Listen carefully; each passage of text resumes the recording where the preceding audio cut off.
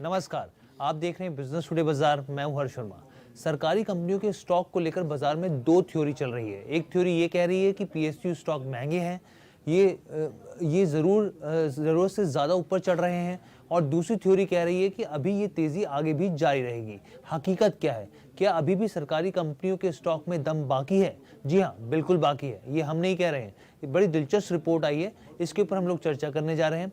यहाँ इस रिपोर्ट में वो स्टॉक्स का भी जिक्र किया गया है जिसमें आगे भागने की क्षमता दिखती है, रफ्तार दिखती है।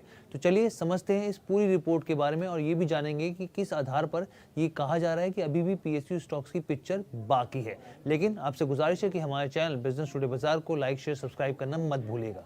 तो सबसे पहले आपको बता दें कि जेफरीज की ओर से ये रिपोर्ट आई है, जारी की गई है रिपोर्ट। उनका कहना है कि भले ही पिछले एक साल में पीएसयू इंडेक्स ने एनएससी निफ्टी के मुकाबले 70% ज्यादा रिटर्न दिया हो, फिर भी एनएससी बैरोमीटर की तुलना से ये करीब 40% सस्ते में कारोबार कर रहा है। यानी कि इसका मतलब ये हुआ कि अभी भी इसमें 40% डिस्काउंट पर ये ट्रेड कर रहा है, यानी 40% और भागने की गुंजाइश है। जेफरीज ने ये भी कहा कि एक एवरेज हिसाब से देखें तो इसमें 15% री रेटिंग कैपेसिटी दिखती है, यानी कि कम से कम अगर देखा जाए तो 15% की री रेटिंग की गुंजाइश यहाँ बनती है। जेफरीज ने कुछ और इंपॉर्टेंट बातें भी कही। उनका कहना है कि साल 2020 से पहले एक दशक के खराब प्रदर्शन के बाद पीएसयू स्टॉक्स में रैली आई है, और इसका नेतृत्व अर्निंग पर शेयर अपग्रेड और रिटर्न ऑन इक्विटी के सुधार पर हुआ है। जेफरीज ने मोदी सरकार पर भी कई बड़ी अहम बातें कही हैं। उनका कहना है कि भारत में आने वाले दिनों में भी कैपिटल एक्सपेंडिचर अच्छा देखने को मिल रहा है और अच्छा रहने वाला है। उनका यहाँ पे कहना है कि सरकार गवर्नेंस में तेजी से सुधार कर रही है। वैल्यू मैक्सिमाइजेशन की वजह से पीएसयू स्टॉक को और बूस्ट अप मिल सकता है, यानी कि उनका ये कहना है कि 40% और अपसाइड है और तेजी देखने को मिल सकती है यहाँ पे। अब बात करते हैं कि भाई कौन से ऐसे सरकारी स्टॉक्स हैं जिनके लेकर जेफरीज ने अपनी पिक्स में शामिल किया है। तो कौन से स्टॉक्स हैं जिनमें अपसाइड दिख रहा है यहाँ पे? तो सबसे पहला नाम आता है कोल इंडिया का।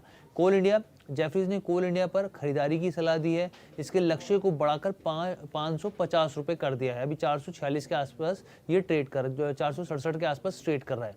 उनका कहना है कि Q3 में कैश एबिटा अनुमान से ऊपर रहा है। बढ़ती बिजली की मांग को पूरा करने के लिए वॉल्यूम ग्रोथ ट्रेजेक्ट्री में सुधार हुआ है। FY 24-26 के लिए इसके EPS अनुमान को 4 से 9% तक अपग्रेड किया गया है। उनका कहना है कि हाल ही में हुई रैली के बावजूद भी PE बेहतर लग रहा है। तो ये बात हो गई यहाँ पे कोल इंडिया की। अब बात करते हैं दूसरे स्टॉक की। तो जेफरीज ने दूसरा जो स्टॉक पिक किया है वो है NTPC।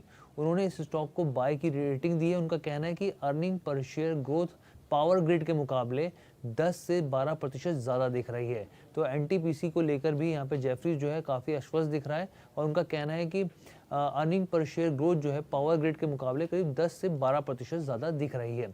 अब SBI को लेकर जो तीसरा इनका जो पिक है SBI को लेकर है, यहाँ पर भी इनको करीब अच्छी खासा अपसाइड दिख रहा है। 30 से 40% का अपसाइड दिख रहा है, यानी कि अभी जो मौजूदा लेवल है उससे 30 से 40% ये स्टॉक ऊपर उठ सकता है।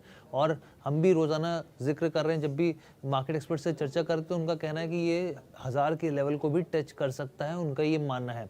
तो ये 3 पिक्स हैं जिसको लेकर जेफरीज बहुत ज़्यादा आश्वस्त दिख रहा है। उनका कहना है कि आने वाले दिनों में इसका अच्छा खासा अपसाइड देखने को मिल सकता है। यहाँ तक कि ऑयल मार्केटिंग कंपनियों में भी उनको अपसाइड दिख रहा है, जिसमें IOC, BPCL और HPCL शामिल है। तो ये ओवरऑल वीडियो थी आपको बताने के लिए कि जो ब्रोकरेज रिपोर्ट आई है वो किन स्टॉक्स के ऊपर बुलिश है। कैसी लगी आपको वीडियो? कमेंट करके ज़रूर बताइएगा। बिजनेस टुडे बाजार के साथ जुड़ने के लिए आपका बहुत बहुत धन्यवाद।